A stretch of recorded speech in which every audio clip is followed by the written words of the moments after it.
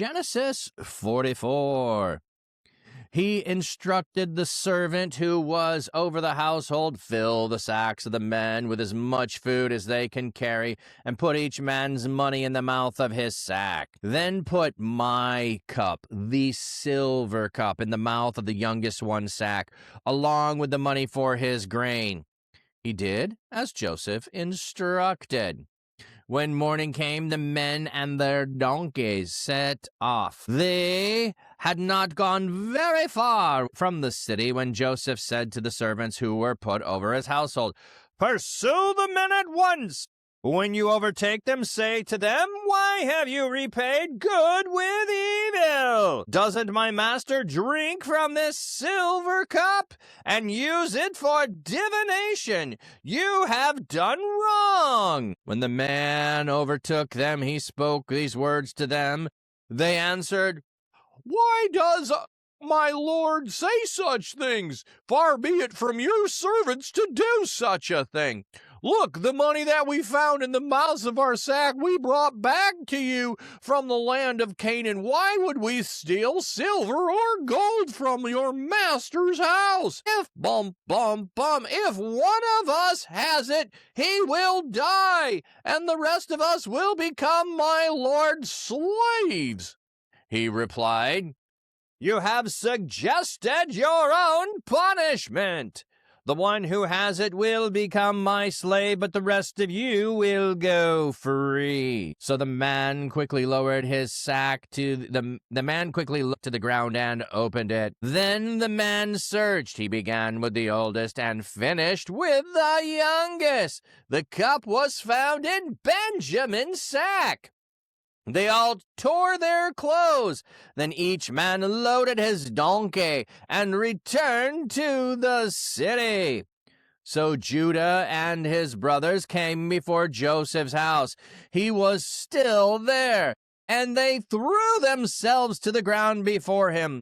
Joseph said to them, 'What did you think you were doing?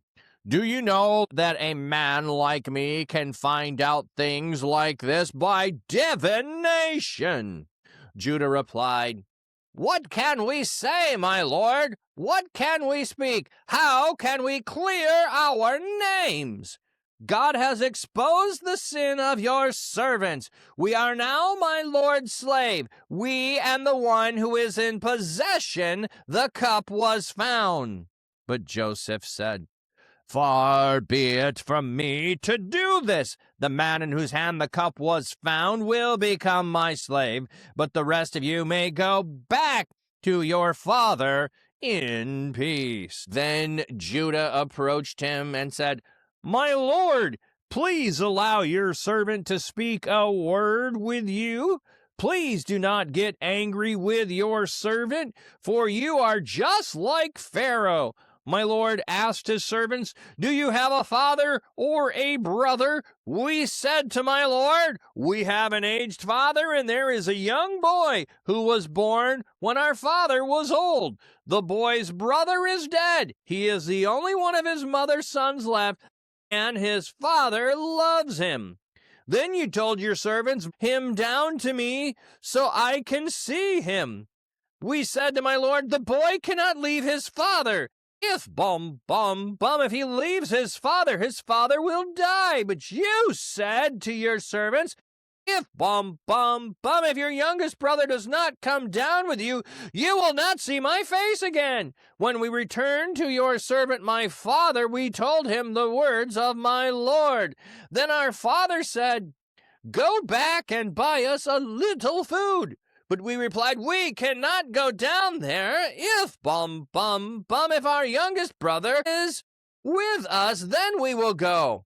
For we won't be permitted to see the man's face if if our youngest brother is not with us. Then your servant, my father, said to us, you know that my wife gave me 2 sons. The first disappeared. And I said, he has surely been torn to pieces. I have not seen him since. If if you take this one from me too, an accident happens to him, then you will bring down my gray hair in tragedy to the grave. So now, when I return to your servant, my father, and the boy is not with us, his very life is bound up in his son's life. When he sees the boy is not with us, he will die, and your servant will bring down the gray hair of your servant, our father, in sorrow to the grave. Indeed, your servant pledged security for the boy with my father, saying, if I do not bring him back to you, then I will bear the blame before my father all my life. So now, please, let your servant remain as my lord's slave instead of the boy. As for the boy, let him go back with his brothers. For how can I go back to my father if the boy is not with me? I cannot bear to see my father's pain. So those that don't remember, we were in the middle of Joseph's brothers coming down, trying to get grain in the last chapter, and he had them all sit before him and have a meal together and astonish them with sitting them in birth order, and then giving a 5-time portion to Benjamin. And so they were in fear and terrified because they had to come in and have a meal. So all of that is set up, and now they are preparing to leave. And so the instructions of his servant are to fill the sacks with the men with as much food as they can carry, put the man's money in the mouth of his sack, then put the cup, the silver cup, my cup, in the mouth of the youngest sack, along with the money for his grain. So they go and do this. So last time the money all went in the sacks. This time the money all goes in the sacks. And this time the silver cup. Now what's interesting is this silver cup is the cup used for divination, which ends up being funny at the end. Don't you know I can find out things by divination? Well, not if I have your silver cup, you can't. I mean, they don't say that. I mean, they're not going to. But there's that implication of, well, if I have your silver cup, how could you find things out by divination? So maybe it would have been a good thing to steal the silver cup. It's not, and they don't, but it is something that would have been very, very specific to identified with Joseph. They probably saw this prominently as they were in his house. He may have even used it. He may have pointed to it in some way. We don't get that part of the story, but I think they probably knew exactly when they saw it. It was Joseph's cup. All right, so Joseph is giving instructions. Joseph is testing his brothers. He has tested them repeatedly. He has tested them when they first showed up by being gruff to them and angry with them and investigating them and accusing them to see what they were doing. Now, a testing is not a pass-fail. A test is a reveal. So he is testing them to reveal something about them. He wants to reveal who they are, how have they changed from the brothers who sold their brother into slavery, or are they not? Have they changed? What has gone on with their heart? So he doesn't know any of the stuff that we know of Judah standing up for Benjamin and or other things going on. Hey, Rancid Aim, thank you for the follow. So he doesn't know any of that. So Joseph has been testing them. Now he's had a meal with them, and he's going to send them away. They're going back to their dad. They have the food and grain. He's doing the same thing as they carry, they can carry, and put each man's money in the mouth of his sack. So again, the money's going in everybody's sack. This terrified them last time, that God had found out their sin, and so it's going to enact them again in this way. So when morning came, the men and their donkeys, they set out, and they did not go far from the city. And they said, so Joseph then says, pursue the men. Why should they have repaid evil for good? Doesn't my master drink from this cup? What have you done is wrong? So he gives the actual words, like, here's the plan I'm setting you. Like, this is, like, you want to talk about a sting operation. Like, this is the OG sting operation. We're going to find out who you are. We're going to catch you. We're going to make you guilty. We're going to put the stolen items in your bag, and then we're going to go find the stolen items in your bag. Like, it's the OG sting operation here, you know. And when the man overtook them, he spoke to them, and he said, so he says all the things. Why have you done this to my servant? You are repaying evil with good. They answered. Okay, I want you to pay attention. It's they. So it's going to be plural. I don't know which one of them is. Why does my Lord say such a thing? Far be it from your servants to do such a thing. So they are Like, we didn't do it. We know we didn't. Look, the money that we found from our sacks, we brought back from the land of Canaan. So, hey, last time there's no logical reason for us to do this. There's no logical reason. We had sacks of money last time. We brought that back. We brought money for this time. We tried to give it to you. You wouldn't take it. Okay? So why would we be stealing silver and gold from your master's house? Now here's where they go wrong. If one of us has it, he will die and the rest of us will become my Lord's slaves. Now, how often have we seen this idea here of a statement of assurance that, and we do the same thing, like maybe we don't say it in the same way, but we'll say silly things like, I swear on my mother's grave, or I swear on my mother's life. We'll do sayings like that.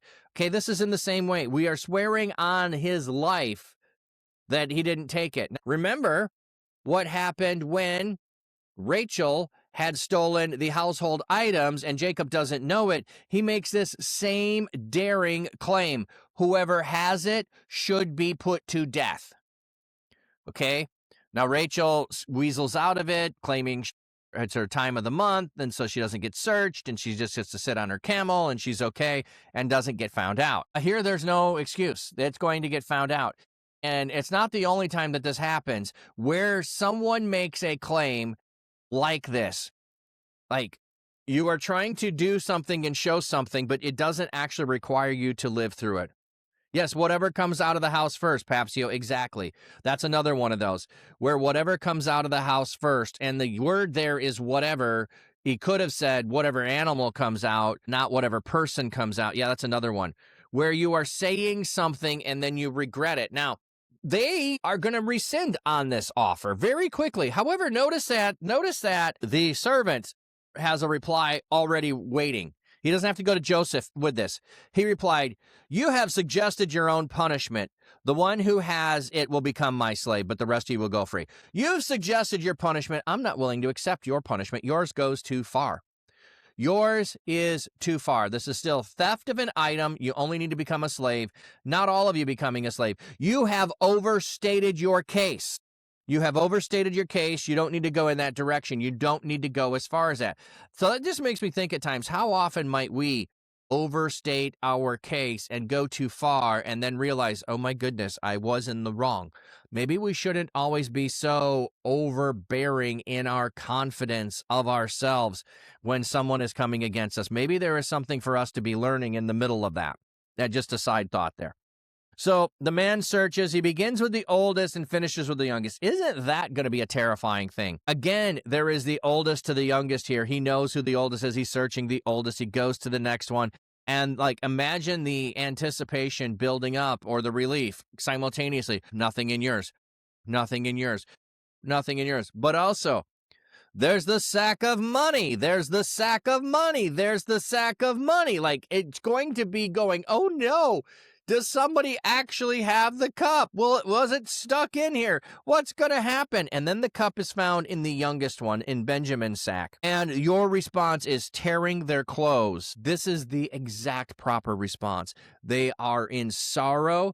They are in pain over what has happened. They tear their clothes, and they each load their donkey and return to the city. I'm assuming that Benjamin is also loaded up and going back to the city. It doesn't give us those details. Is he, put under arrest and bound? It doesn't say. It doesn't matter. Judah and his brothers come back to Joseph's house. He was still there, and they threw themselves on the ground before him. So here's the response of the brothers, over-promising what they don't deliver because they aren't going to be good with Benjamin being a slave. So they overpromise something they can't deliver. Then they are ripping their garments in sorrow. Now they are throwing themselves at the ground before Joseph. Now remember, you're going to bow down. You're to bow down several times, and so they are again bowing down before him, fulfilling the dreams that he had. Joseph said to them, what did you think you were doing? Didn't you know a man like me could find out things by divination? Again, he's not saying it here, but in the past, we've already had that Joseph is speaking to them in Egyptian, and he's working through an interpreter. So here it's just for speed of sake. It's not probably adding that. I think he's still here speaking in Egyptian. Maybe he switched to Hebrew for this. Doesn't tell us that. I think if he would have switched, it would have told us. Now Judah steps up, and the whole rest of this chapter is Judah. This is Judah's legal argument to get his brother out of trouble. Now remember, Judah was instrumental in the selling of Joseph in the first place. So the brothers want to kill him, and Judah is one that brings up or goes to and is initiating it, and part of it, like Judah is prominent in the selling of his brother. Judah, also, we have the story of Judah and Tamar, which Judah seems to learn a lesson from there of the righteousness of other people and the righteousness he should have, and the way that he should not have disdain or treat people. And so that now has Judah. We already saw his character when he stepped up before dad, and like Reuben offered his sons to die. Judah says, I'll take all the blame. If it doesn't happen, I'll take all the blame. And so now Judah is doing just that, and he's recounting the story, and he's bringing it before Joseph, and he's recounting the wholeness and saying, Joseph, we did everything that you requested of us. We were honest with you. We told you this information. We gave it to you. We told you this is the situation. And so we've brought our brother here, and now this has happened. And I made a pledge to my dad that he would get back. And if he doesn't get back, my dad is going to die. So I will take his place. Please don't do this at all. And like, this is not a simple, hey, I'll take his place. Judah is laying out his case. He's the youngest of the son of the one wife, and he was torn to pieces, where he's giving the whole account of how the brother died without the confession that they were partakers in it, which wouldn't make sense for him to add here. Because it would give them more guilt and not get Benjamin out of it. So they're trying to get he's trying everything he can to get Benjamin out of it.